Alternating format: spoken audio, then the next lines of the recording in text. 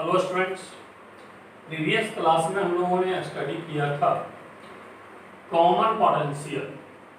जब दो कैपेसिटर को सीरीज या पैरेलल पैटर्न में कनेक्ट करते हैं तो कॉमन पोटेंशियल का फार्मूला क्या होता है, लॉस ऑफ पोटेंशियल एनर्जी क्या होता है, शेयरिंग ऑफ चार्ज होने की वजह से आफ्टर कॉमन पोटेंशियल अलग अलग कैपेसिटर पर चार्ज वैल्यू क्या होता है, ये सारा कैलकुलेशन हमने सीखा था। और जितने भी पॉसिबल न्यूमेरिकल प्रॉब्लम था सब कुछ हमने प्रीवियस क्लास में डिस्कस किया। आज के क्लास में हम important concept related to numericals discuss करेंगे। हम जो डिस्कशन करने जा रहे हैं न्यूमेरिकल में ये सब कॉन्सेप्ट डायरेक्टली यूज होता है। कॉम्पिटिटिव पर्पस से ये सब डिस्कशन जब आपको पता होगा तो न्यूमेरिकल इससे रिलेटेड फटाफट आप सॉल्व कर सकते हैं। तो आज की क्लास का हेडिंग आप दे सकते हैं न्यूमेरिकल कॉन्सेप्ट। हम न्यूमेरिकल कॉन्सेप्ट पर आज फोकस करेंगे। उस न्यूमेरिकल कॉन्सेप्ट में पहला कॉन्सेप्ट आपके सामने है dielectric insertion without removal of battery. Battery को बिना हटाए हमने डाइलेक्ट्रिक इंसर्ट किया है। अब जैसे देखो, बिफोर इंसर्शन ऑफ डाइलेक्ट्रिक, इसमें कोई डाइलेक्ट्रिक को इंसर्ट हमने नहीं किया है। जब कोई डाइलेक्ट्रिक इंसर्ट नहीं किया है, V0 वोल्ट के बैटरी से इसको हमने कनेक्ट कर रखा है। कैपेसिटेंस इनिशियली C0 था। C0 का वैल्यू आप जानते हैं एप्सिलॉन नॉट AY होता है। Before insertion of dielectric charge का वैल्यू जो इस पर अपीयर होगा Q0 equal to C0 into V0, capacitance into voltage. तो C0 का value epsilon not AY D. C0 का value epsilon not AY D. तो charge Q0 equal to C0 V0, C0 का वैल्यू इतना है। एनर्जी स्टोर्ड क्या होगा, half C0 V0 square. तो half C0 V0 square equal to U0, ये energy store होगा। Potential and electric field, potential and electric field equal to V0 E0। देखिए, potential और इलेक्ट्रिक फील्ड की बात करेंगे तो जो बैटरी का पोटेंशियल डिफरेंस होगा वही पोटेंशियल डिफरेंस इसका होगा। और इलेक्ट्रिक फील्ड को हमने E0 कंसीडर कर लिया। जो E0 का वैल्यू आप लिख सकते हैं V0 divided by D, potential difference divided by separation. Separation कहां लेंगे, दो प्लेट के बीच का जो सेपरेशन है उसको हमने D कंसीडर किया है। ना भी लिखें तो अंडरस्टूड है कि सेपरेशन D हम लोग स्टैंडर्ड रिजल्ट इसी के लिए यूज करते हैं। अब यहां के बाद से सेकेंड स्टेप देखिए, after insertion of dielectric, dielectric insert करने के बाद क्या होगा। ये जो सिचुएशन हमने डिस्कस किया था उसमें डाइलेक्ट्रिक इंट्रोड्यूस नहीं किया। डाइलेक्ट्रिक इंट्रोड्यूस करने के बाद क्या होगा, बैटरी तो रिमूव किया गया नहीं, ऊपर में लिखा गया without removal of battery, battery को हमने हटाया नहीं। तो बैटरी अगर हम हटाते नहीं हैं और डाइलेक्ट्रिक को इंसर्ट करते हैं तो उसी डायग्राम को हम फिर से रिप्रेजेंट कर सकते हैं इस तरीके से। बैटरी रिमूव नहीं किया मतलब जितना वोल्ट का बैटरी पहले था उतना ही वोल्ट का बैटरी अब भी है। लेकिन जब डाइलेक्ट्रिक हम इंसर्ट करेंगे इसके अंदर तो इस डाइलेक्ट्रिक को इंसर्ट करने से कैपेसिटेंस का वैल्यू इंक्रीज करेगा।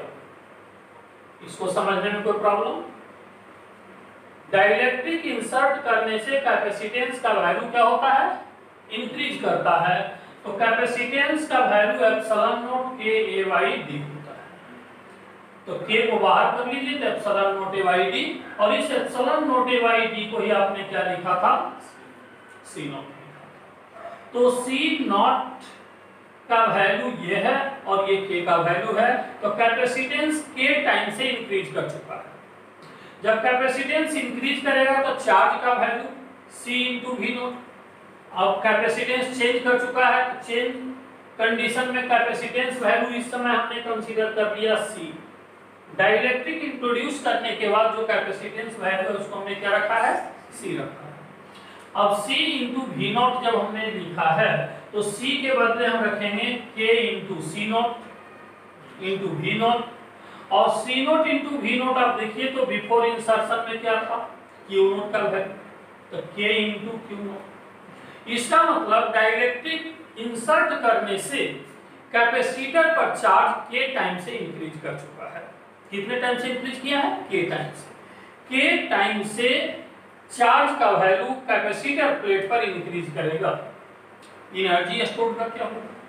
Energy stored U equal to half CV naught square. क्योंकि बैटरी हमने रिमूव नहीं किया है इसलिए इसमें इसके वैल्यू में कोई चेंज नहीं होगा, लेकिन किसके वैल्यू में चेंज होगा? कैपेसिटेंस का वैल्यू। तो capacitance equal to K into C not, तो half K C not V not square. C not V not square half के साथ इंगेज करेंगे तो U नॉट हो जाएगा K times of U not. तो इसमें आप क्या देख रहे हैं कि डाइलेक्ट्रिक इंसर्ट करने से चार्ज भी K टाइम से इंक्रीज किया है, एनर्जी स्टोर्ड भी K टाइम से इंक्रीज किया है, लेकिन पोटेंशियल डिफरेंस की बात करेंगे तो बैटरी जब वही है तो पोटेंशियल डिफरेंस में कोई चेंज नहीं होगा, और पोटेंशियल डिफरेंस में कोई चेंज नहीं होगा तो इलेक्ट्रिक फील्ड में भी कोई चेंज नहीं होगा, क्योंकि इलेक्ट्रिक फील्ड आप लिखते हैं V potential difference V naught divided by D, no change in electric field potential difference. अब इसके बाद extra charge supplied by the battery due to insertion of dielectric. Dielectric insert करने से इफेक्ट क्या मिला? कैपेसिटेंस K टाइम से increase हो चुका है, चार्ज भी K टाइम से इंक्रीज हो चुका है, तो जितना चार्ज का रिक्वायरमेंट पहले था अब ज्यादा चार्ज का रिक्वायरमेंट आ रहा है, तो ज्यादा चार्ज का रिक्वायरमेंट आने से क्या होगा? बैटरी को एक्स्ट्रा चार्ज सप्लाई करना। जितना चार्ज बैटरी पहले दे रखा था वो तो कैपेसिटर पर है ही, लेकिन कैपेसिटर को और जरूरत है, तो और जरूरत है तो उसके लिए बैटरी एक्स्ट्रा चार्ज सप्लाई करेगा, और वो एक्स्ट्रा चार्ज सप्लाई कैसे कैलकुलेट करेंगे? तो Q डैश बाद वाला चार्ज ज्यादा है और शुरू वाला चार्ज कम है, K dash minus Q, K minus 1 into Q naught, तो K minus 1 into C naught. This is the value of delta Q। यहां तक नोट कर लीजिए, उसके बाद second case, dielectric insertion after removal of battery. पहले हमने स्टडी किया था बैटरी हटाया नहीं गया था, अब स्टडी कर रहे हैं बैटरी को हटा दिया गया है, रिमूव कर दिया गया है। तो ये फर्स्ट केस जिस समय डाइलेक्ट्रिक इंसर्ट नहीं किया गया है, ये सारा केसेस तो वही रहेगा जो पहले आपने डिस्कस किया था। चार्ज का value C not V naught, energy stored half C not V not square, potential electric field V naught E naught equal to V naught by. Changes कहां पर आएगा ये देखना है। After insertion of dielectric, battery को remove कर दिया गया है और डाइलेक्ट्रिक को इंसर्ट किया गया, तो ये तय है कि डाइलेक्ट्रिक इंसर्ट करने से कैपेसिटेंस का value epsilon naught K A by D, I means K time से इंक्रीज करेगा। कितने टाइम से इंक्रीज करेगा? K टाइम से। तो C equal to K epsilon naught A by D, तो C equal to K epsilon naught A by D after insertion of dielectric. ये हो गया capacitance value. After insertion of dielectric capacitance increase कर चुका है, क्या चार्ज भी increase करेगा? यहाँ पर चार्ज इसलिए नहीं इंक्रीज करेगा कि कैपेसिटी बढ़ा है, चार्ज लेने की एबिलिटी बढ़ गया है, लेकिन इसकी एबिलिटी बढ़ने से कुछ नहीं होगा, सप्लाइंग सोर्स ही नहीं है। यहाँ पर क्या था कि एबिलिटी जब बढ़ा था, पहले वाला जो केस में आप पढ़ रहे थे वो क्या था?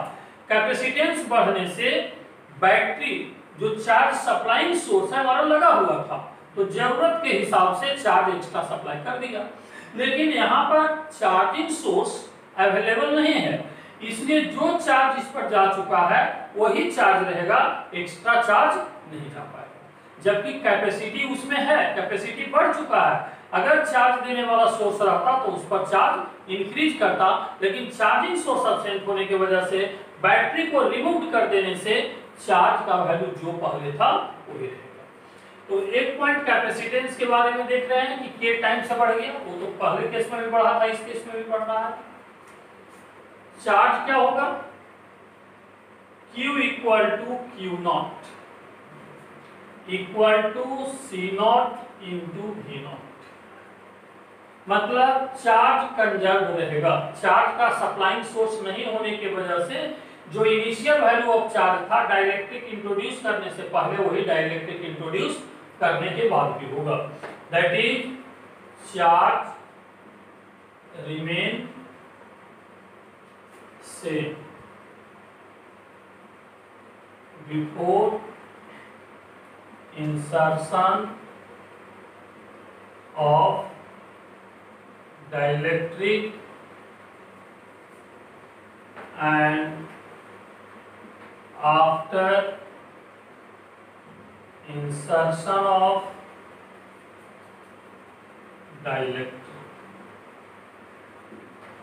डाइलेक्ट्रिक इंसर्ट करने से पहले और डाइलेक्ट्रिक इंसर्ट करने के बाद चार्ज का वैल्यू सेम रहेगा।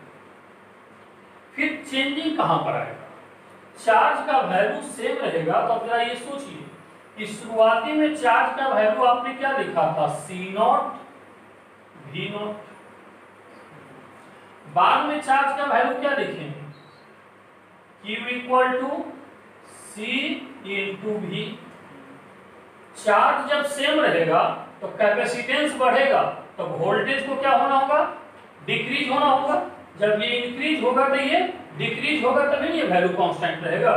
तो ये दोनों को जब सेम करेंगे Q naught equal to Q, तो यहां से मिला C not V naught equal to C के बदले में क्या रखेंगे, यह एक स्टेप में रख लीजिए, V equal to C not V naught by C।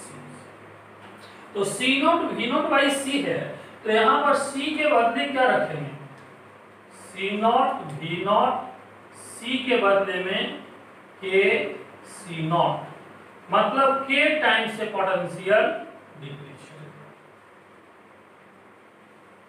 Potential कितने टाइम से डिक्रीज करेगा, K टाइम से। देखिए पहले वाला केस में पोटेंशियल चेंज नहीं हो रहा था, जब बैटरी हम लोग रखे थे, बैटरी को रिमूव हमने नहीं किया था, तो वहां पर जो बैटरी का पोटेंशियल डिफरेंस था वही पोटेंशियल डिफरेंस कंटिन्यू कर रहा था, बट यहाँ पर पोटेंशियल डिफरेंस K टाइम से डिक्रीज करेगा। चार्ज कांस्टेंट रहेगा लेकिन पोटेंशियल डिफरेंस डिक्रीज करेगा।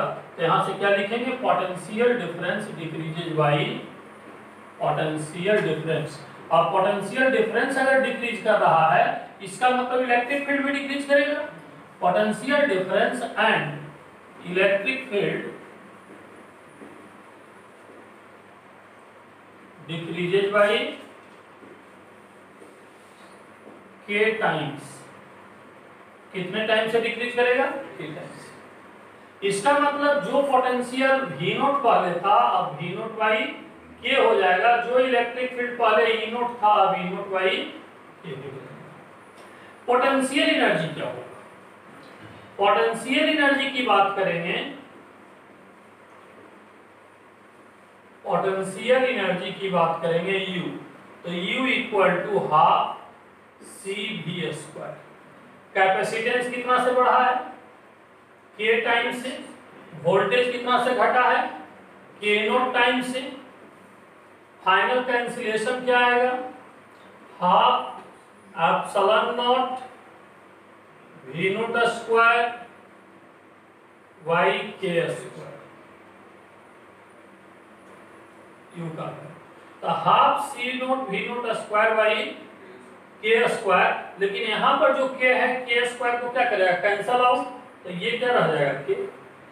तो ये इनिशियल एनर्जी जो भी था कैपेसिटर में स्टोर्ड हुआ भी K टाइम से डिक्रीज करेगा। तो आप देखिए इसमें कैपेसिटेंस इंक्रीज करता है और कैपेसिटेंस के बाद वोल्टेज भी K टाइम से डिक्रीज करता है, इलेक्ट्रिक फील्ड भी K टाइम से डिक्रीज करता है और एनर्जी स्टोर भी K टाइम से डिक्रीज करता है। जब भी केस फर्स्ट में हम लोग क्या पढ़े थे, केस फर्स्ट में पोटेंशियल तो हमारा कांस्टेंट रहता था लेकिन कैपेसिटेंस भी K टाइम से बढ़ता था, चार्ज भी K टाइम से बढ़ता था। इसके बाद पोटेंशियल एनर्जी भी के टाइम से इंक्रीज करता था। वहां पर इंक्रीजिंग फैक्टर आ रहा था, यहाँ पर डिक्रीजिंग फैक्टर। वहां कांस्टेंट पोटेंशियल रहता था, पोटेंशियल डिफरेंस रहता था, इलेक्ट्रिक फील्ड रहता था, और यहाँ पर कांस्टेंट चार्ज रह रहा है। तो दोनों में कांस्टेंट टर्म एक रह रहा है। वहां पोटेंशियल डिफरेंस कांस्टेंट था, यहाँ पर चार्ज कांस्टेंट है।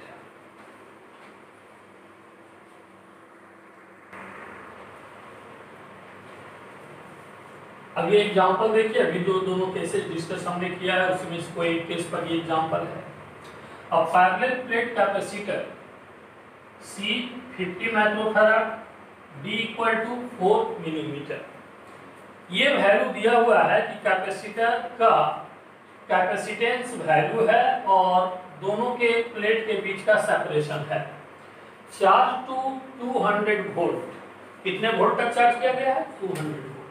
मतलब इसका स्टार्टिंग में जो वैल्यू है ये V0 का वैल्यू दे दिया, और कैपेसिटेंस वैल्यू ये जो दिया हुआ है ये C0 वैल्यू दी हुई। D इक्वल टू 4 मिलीमीटर है, तो D इक्वल टू 4 मिलीमीटर से आगे बढ़िए तो ये देखना है कि क्या डाइलेक्ट्रिक कंप्लीट स्पेस में इंसर्ट किया गया है या पार्शियल इंसर्ट किया गया। लिखा है then charging battery is removed, charging battery को रिमूव कर दिया। Now dielectric slab of K equal to 4, एक डेटा ये दिया हुआ है K equal to 4 of thickness 2 millimetre. Dielectric जो इंसर्ट किया गया है वह 4 मिलीमीटर थिकनेस का नहीं है, थिकनेस हाफ किया गया है। इसका मतलब थिकनेस को अगर T से हम रिप्रेजेंट कर लें तो ये T का वैल्यू D का हाफ दिया हुआ है।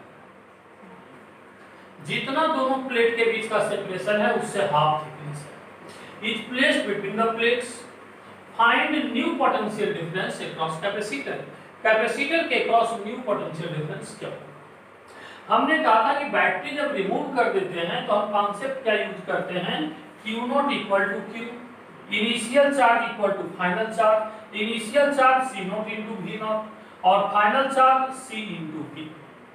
C0 का वैल्यू 50 माइक्रोकूलम है, इनिशियल पोटेंशियल डिफरेंस 200 वोल्ट है, और बाद का कैपेसिटेंस वैल्यू क्या होगा? जब डाइलेक्ट्रिक इंसर्ट करते हैं तो पार्शियल इंसर्शन के लिए ये फॉर्मूला आप लोग पढ़े होंगे। फुल्ली इंसर्ट करते हैं तो K epsilon naught A by D, लेकिन पार्शियल इंसर्शन के लिए ये फॉर्मूला होता है, और भी पोटेंशियल डिफरेंस हमें कैलकुलेट करना। अब इसमें देखिए एरिया भी नहीं दिया हुआ है, तो एरिया नहीं दिया हुआ है तो हमारे पास एक ऑप्शन क्या है? यहां से ये देखिए, आगे इसको मैनिपुलेट करेंगे तो 50 microcoulomb into 200 volt left side में है, और राइट साइड में एरिया नहीं दिया हुआ है, तो हम लोग लिख सकते हैं C0 equal to epsilon naught A by D। D दिया हुआ है, A नहीं दिया हुआ है, तो epsilon naught A equal to क्या हो जाएगा? C0 into D। तो एप्सिलॉन नॉट A का वैल्यू यहां से, बाकी सारा वैल्यू दिया हुआ है, पुट कीजिए, कैलकुलेट कीजिए। अब यहां से हम लोग आगे बढ़ते हैं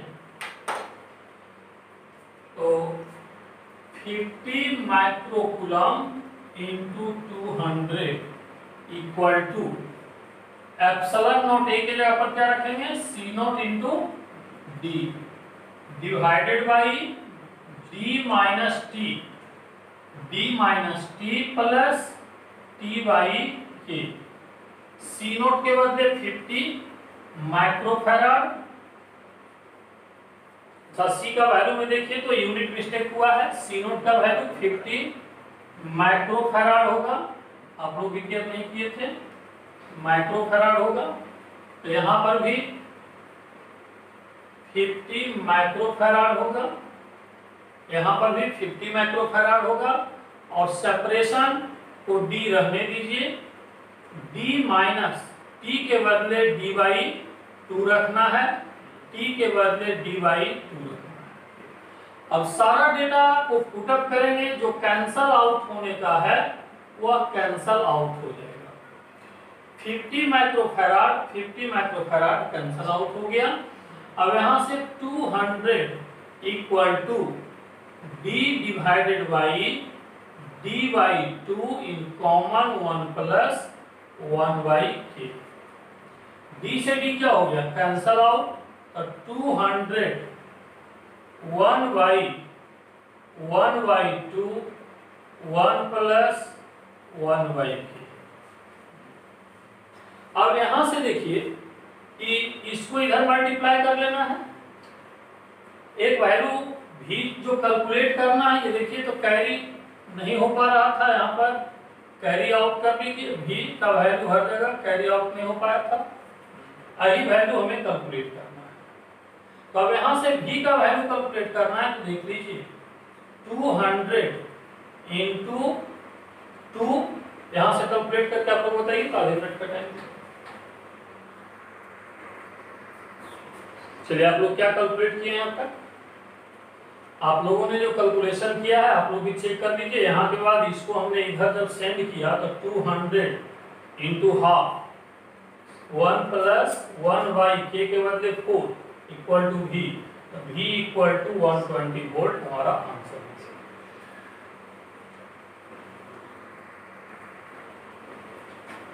सेकेंड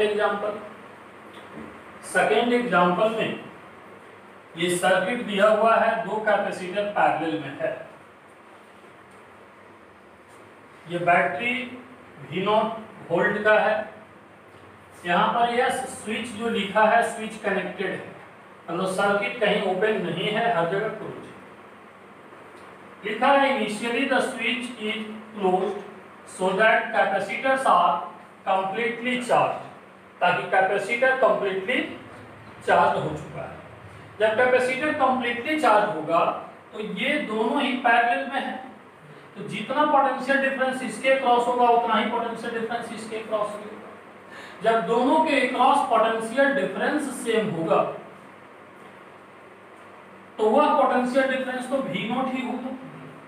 तो इसमें एनर्जी स्टोर्ड और इसमें एनर्जी स्टोर्ड आप आराम से कैलकुलेट कर सकते हैं। कैपेसिटेंस दिया हुआ है, पोटेंशियल डिफरेंस V0 होगा। आगे बढ़िए। Now S is open, switch को ओपन कर दिया गया है and dielectric constant K equal to 3 is inserted fully in both capacitor. Switch को ओपन कर दिया गया है। अब देखिए पहले से स्विच क्या था, क्लोज था, तो जब स्विच क्लोज था तो उस समय energy store, total energy stored U initial equal to क्या आप लिखेंगे, half C0 V0 square plus half C0 V0 square. मतलब इनिशियल एनर्जी हो गया C0 V0 स्क्वायर। लेकिन यस ओपन करने से क्या होगा, जब स्विच को आप ओपन कर देंगे, तो जब स्विच ओपन करेंगे तब ये सर्किट यहाँ पर ऐसे नहीं रहकर सर्किट ऐसे हो जाएगा।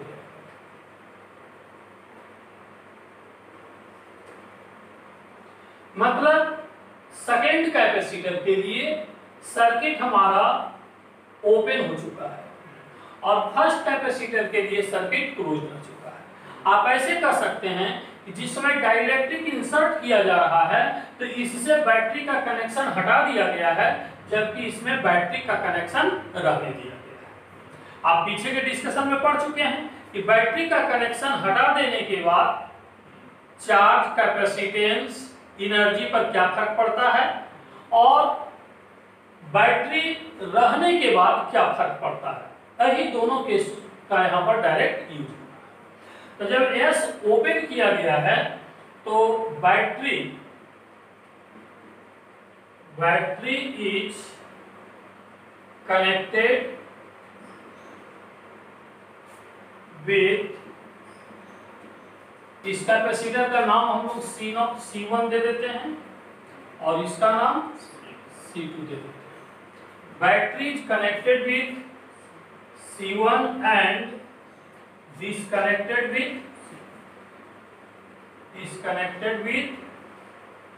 C2। याद है तो ठीक है, नहीं तो कॉपी पलट कर पीछे देखिए कि बैटरी जब कनेक्टेड होता है तब पोटेंशियल एनर्जी का वैल्यू इंक्रीज करता है या डिक्रीज करता है। अब देखिए पीछे पलट करके क्या रिजल्ट है आप लोग का लिखा हुआ।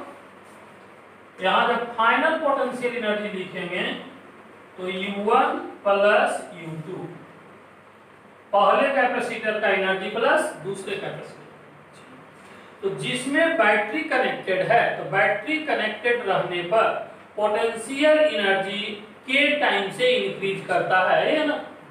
चलिए तो यहां पर हम लोग लिख दें के times of initial potential energy half C not V not square. लेकिन जब कैपेसिटर से बैटरी डिस्कनेक्ट कर देते हैं और डाइलेक्ट्रिक इंसर्ट करते हैं तो पोटेंशियल एनर्जी कितने टाइम से डिक्रीज करता है, के टाइम से डिक्रीज करता है। इसके लिए क्या लिखेंगे, half C not V not square by K. हमें कैलकुलेट क्या करना था, इनिशियल टोटल एनर्जी स्टोर। तो इनिशियल टोटल एनर्जी स्टोर्ड का आंसर ये हो गया, answer to part first. Second में क्या कैलकुलेट करना था, find total energy store, find final total energy store. तो फाइनल जब स्विच ओपन किए तो फाइनल हो गया, स्विच क्लोज था तब इनिशियल था। लैंग्वेज में लिखा इनिशियली स्विच इज क्लोज। तो स्विच ओपन अगर फाइनल है तो फाइनल स्टेज में पोटेंशियल एनर्जी टोटल इतना स्टोर होगा। अब देखिए तो इसको आप क्या लिखेंगे, half C not V not square K plus 1 by K का वैल्यू गिवन है, पुट कीजिए कैलकुलेट कीजिए। तो final energy equal to half C not V not square, K का वैल्यू 3 है तो 3 प्लस 1 बाई 3, 10 बाई 3, यहां से 9 प्लस 1 10 बाई 3 हो गया।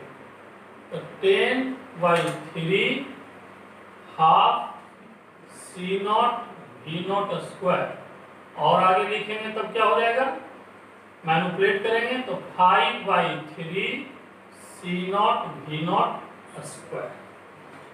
नोट पॉइंट, कुछ बुक में इसी प्रॉब्लम को इस तरीके से पूछा है कि find the ratio of initial total energy to final total energy.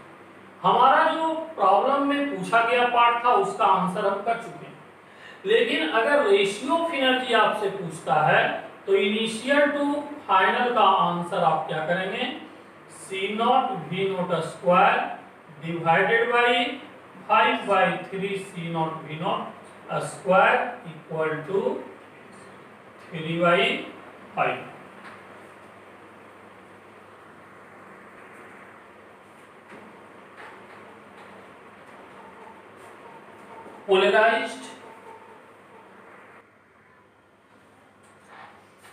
Polarised और induced charge on the dielectric.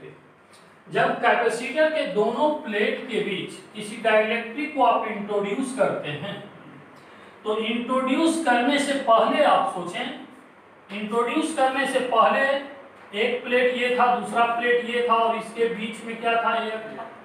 इसको हमने फिगर फर्स्ट कर दिया। डाइलेक्ट्रिक जो को जब आप इंट्रोड्यूस करेंगे इसके बीच में तो प्लस चार्ज के इफेक्ट से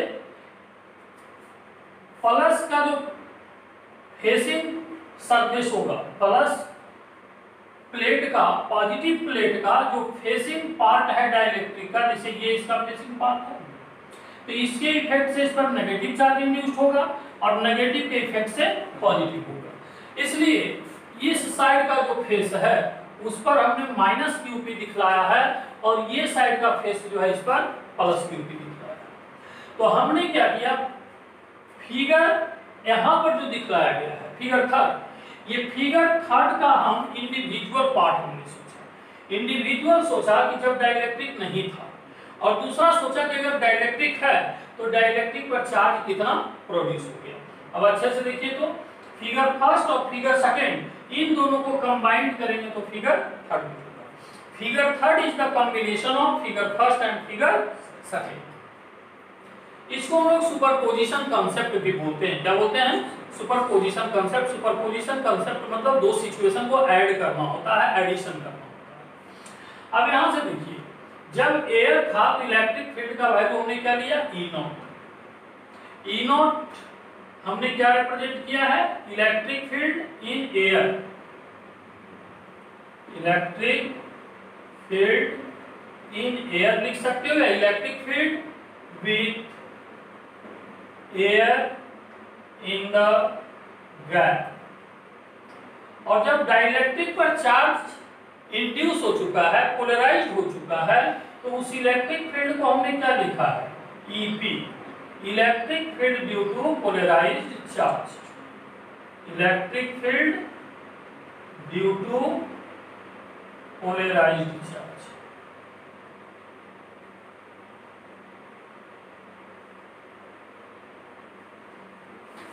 आप लोग पहले से क्या जानते हैं कि एयर स्पेस में अगर कोई डाइलेक्ट्रिक को इंट्रोड्यूस करते हैं तो फील्ड के टाइम से डिक्रीज करता है। फोर्स या फील्ड दोनों ही के टाइम से डिक्रीज करता है। तो जब ये डाइलेक्ट्रिक आपने इंट्रोड्यूस किया तो ये सिचुएशन है। तो इलेक्ट्रिक फील्ड यहाँ पर एयर रहने पर ई नॉट था, तो डाइलेक्ट्रिक इंट्रोड्यूस करने के बाद क्या होगा? ई नॉट बाई के। डाइलेक्ट्रिक इंट्रोड्यूस करने के बाद क्या होगा? ई नॉट बाई के। अब जरा सोचिए, figure third electric field, figure third equal to figure first plus electric field figure second. Figure first का इलेक्ट्रिक फील्ड और फिगर सेकेंड के इलेक्ट्रिक फील्ड को अगर ऐड कर दीजिए तो हमें फिगर थर्ड का इलेक्ट्रिक फील्ड मिलेगा। या कह सकते हैं कि electric field of figure third is the resultant of electric field of figure first plus electric field of figure second. अब इस वैल्यू को यहाँ पर पुट अप कीजिए, E naught by K equal to figure first. Figure first में क्या हो जाएगा? ई नॉट। फिगर सेकेंड में क्या हो जाएगा? ईपी। लेकिन ई नॉट और ईपी दोनों अपोजिट डायरेक्शन में है, तो ई नॉट अगर राइट साइड है तो पॉजिटिव और ईपी लेफ्ट साइड है तो क्या होगा? नेगेटिव। इसलिए यहां पर हमने ईपी रखा। अब देखिए, तो यहां से ई नॉट और ई नॉट को एक साइड कर लेते हैं, तो यहां से ईपी का वैल्यू क्या है? EP equal to E naught minus E naught by के।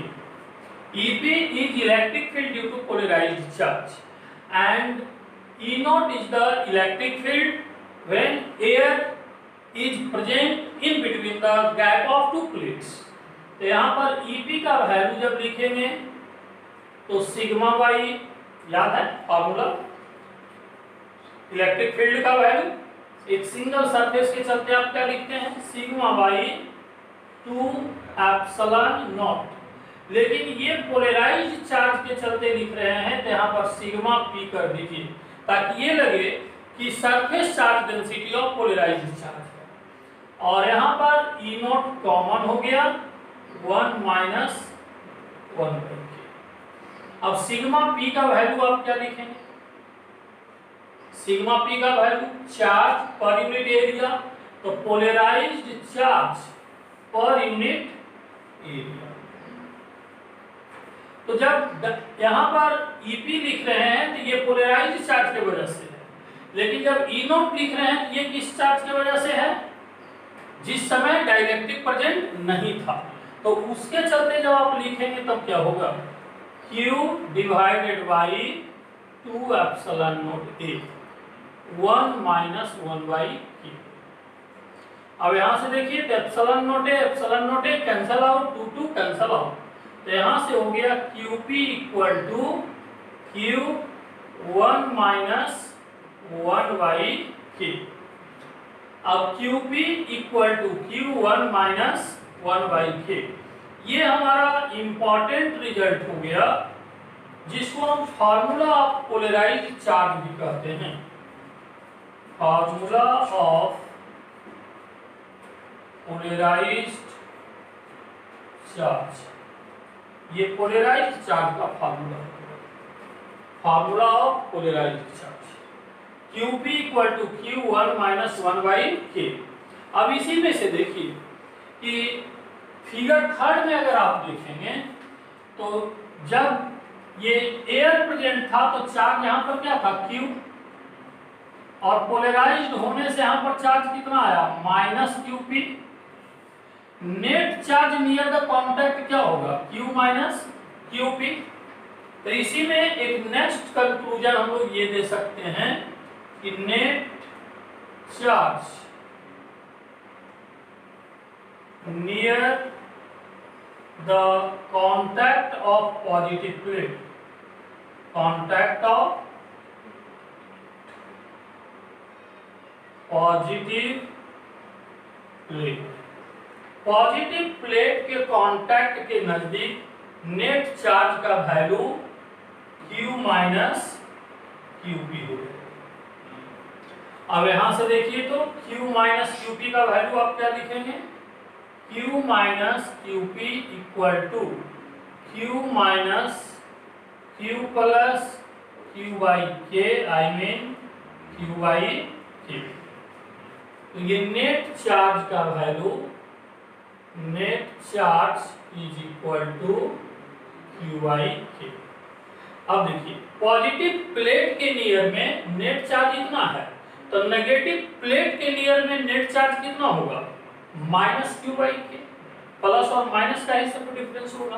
तो इस तरीके से जो भी हमने डिस्कशन किया है कि किसी डाइलेक्ट्रिक को कैपेसिटर गैप में इंसर्ट करते हैं तो उस पर पोलराइज्ड चार्ज कितना प्रोड्यूस होगा, उसका ये डेरिवेशन था और उसी से रिलेटेड ये नेक्स्ट कंक्लूजन था। ये दोनों कंक्लूजन या कॉन्सेप्ट डायरेक्टली न्यूमेरिकल प्रॉब्लम में यूज होता है, इसलिए इन दोनों को आप याद रखें।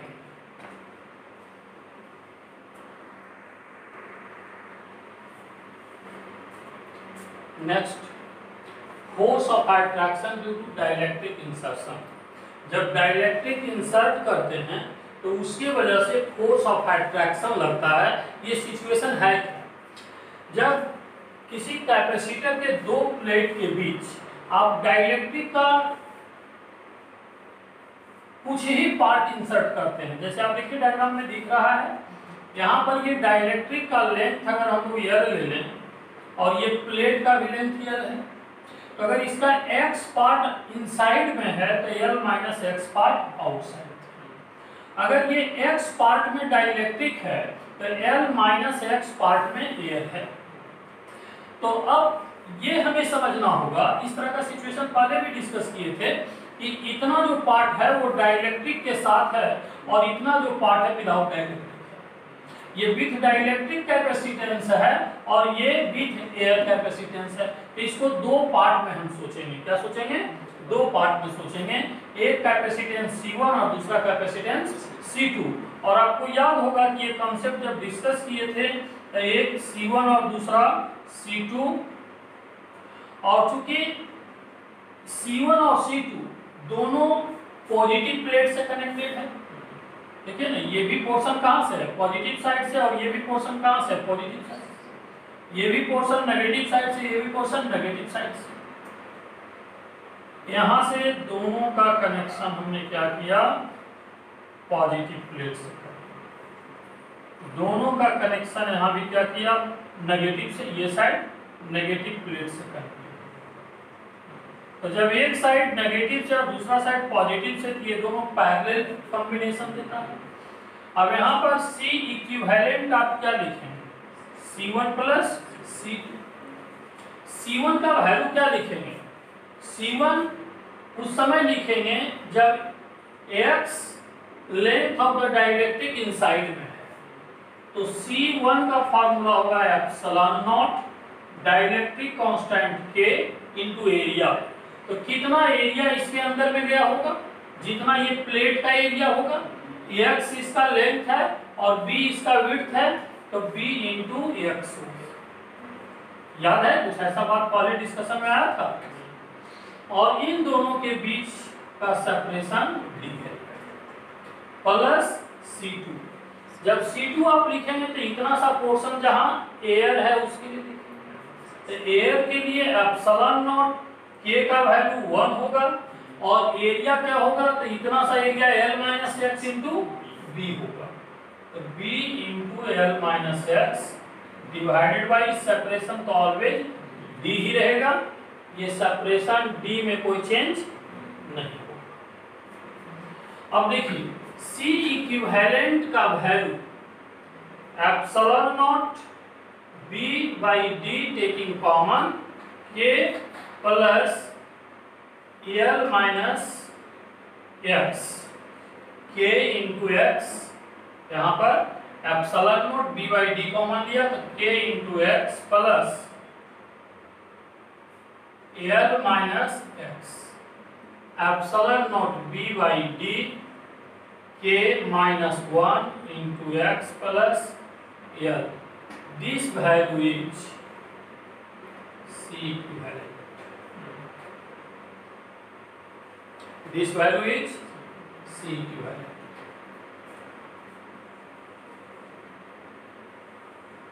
अब ये C इक्विवेलेंट जब हमने कैलकुलेट कर लिया तो इस सिचुएशन में आप देख रहे हैं कि जैसे जैसे x का वैल्यू चेंज करेगा वैसे वैसे कैपेसिटेंस का वैल्यू भी चेंज करेगा।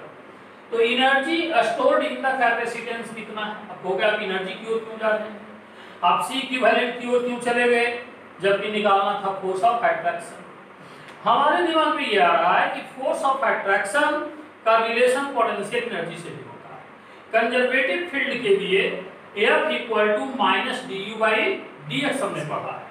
तो अगर पोटेंशियल एनर्जी वेरिएबल है तो उसको डिफरेंशिएट करके हम फोर्स कैलकुलेट करेंगे। तो यहां पर आप देखिए पोटेंशियल एनर्जी U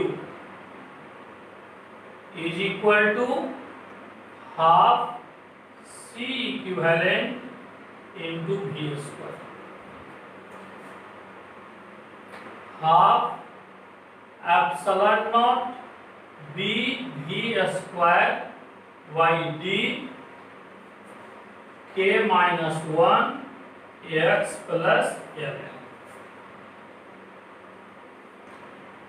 यहां तक की पार्ट बात करेंगे कि ये पहले हम लोग स्टडी कर चुके थे। आपके लिए न्यू स्टडी है एनर्जी और एनर्जी से फोर्स। तो force equal to minus d y dx, इसको जब डिफरेंशिएट करेंगे तो L तो कांस्टेंट होगा, वेरी करेगा x, तो कांस्टेंट का डिफरेंशिएशन 0, तो x का 1, तो देखिए क्या रह गया minus half epsilon naught b v square k minus 1 y d। This value is force of attraction, यही वैल्यू हमारा फोर्स ऑफ अट्रैक्शन। अब ये फोर्स ऑफ अट्रैक्शन का वैल्यू नेगेटिव साइन होने की वजह से भी फोर्स ऑफ अट्रैक्शन आ रहा है।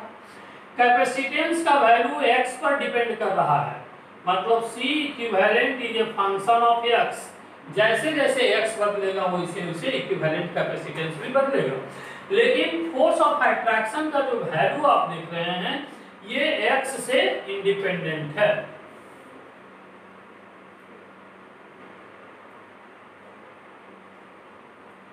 इसका मतलब क्या है कि ये x लेंथ बढ़ता भी जाएगा तो फोर्स ऑफ अट्रैक्शन चेंज नहीं करेगा, लेकिन ये फोर्स ऑफ अट्रैक्शन की वजह से ये डाइलेक्ट्रिक का लेंथ धीरे धीरे इसके अंदर बढ़ता जाएगा और एक समय आएगा जब पूरा का पूरा लेंथ इसके अंदर होगा। और जब पूरा का पूरा लेंथ अंदर होगा तो ये जब आगे बढ़ रहा होगा कुछ वेलोसिटी भी रहा होगा, तो उस वेलोसिटी से जब यहाँ पर पहुंचेगा तो उस वेलोसिटी के बाद अगर फोर्स लगना बंद भी हो गया है तो आगे ही बढ़ता जाएगा। इस बात को समझ रहे कि नहीं? पहले देखिए फोर्स ऑफ अट्रैक्शन लग रहा था तो ये इसको खींच कर यहाँ तक लाया, जैसे ही कंप्लीटली इंसर्टेड हो जाएगा फोर्स लगना बंद हो जाएगा, क्योंकि फोर्स का रिलेशन तभी तक है जब तक पोटेंशियल एनर्जी वैरी कर रहा है, और जब ये कंप्लीट इंसर्ट हो जाएगा तो फोर्स ऑफ अट्रैक्शन स्टॉप करेगा। लेकिन उस समय जो इसमें वेलोसिटी डेवलप हुआ होगा वो वेलोसिटी इसको खींचकर आगे की ओर ले जाना चाहेगा। जब इसको खींचकर आगे की ओर ले जाना चाहेगा तो देखिए सिचुएशन रिवर्स कर जाएगा। जैसे ही ये आगे जाना चाहेगा तो पीछे के साइड से कुछ पार्ट खाली हो चुका होगा और आगे से कुछ पार्ट बाहर निकल चुका होगा। तो फिर तो वही सिचुएशन है कि डाइलेक्ट्रिक का कुछ पोर्शन आउटसाइड है और कुछ पोर्शन इनसाइड है। तो पहले force of attraction right side लग रहा था, अब force of attraction left side. मतलब ये कि जब डाइलेक्ट्रिक कंप्लीटली इंसर्ट हो जाएगा तो फोर्स ऑफ अट्रैक्शन का डायरेक्शन चेंज करेगा, और फोर्स ऑफ डायरेक्शन जब चेंज करेगा तो जो डाइलेक्ट्रिक अब इधर जा रहा था कुछ देर के बाद डाइलेक्ट्रिक वापस आना शुरू होगा। क्यों? तो वेलोसिटी जब जीरो हो जाएगा तो ही फोर्स इसको वापस लाएगा। इसका मतलब डाइलेक्ट्रिक का मोशन इसके अंदर जो है लेफ्ट राइट होता रहेगा, पीरियोडिक मोशन होगा। मोशन ऑफ डाइलेक्ट्रिक इसमें क्या होगा? Motion of dielectric inside the capacitor is periodic motion. कैसा मोशन होगा? पीरियोडिक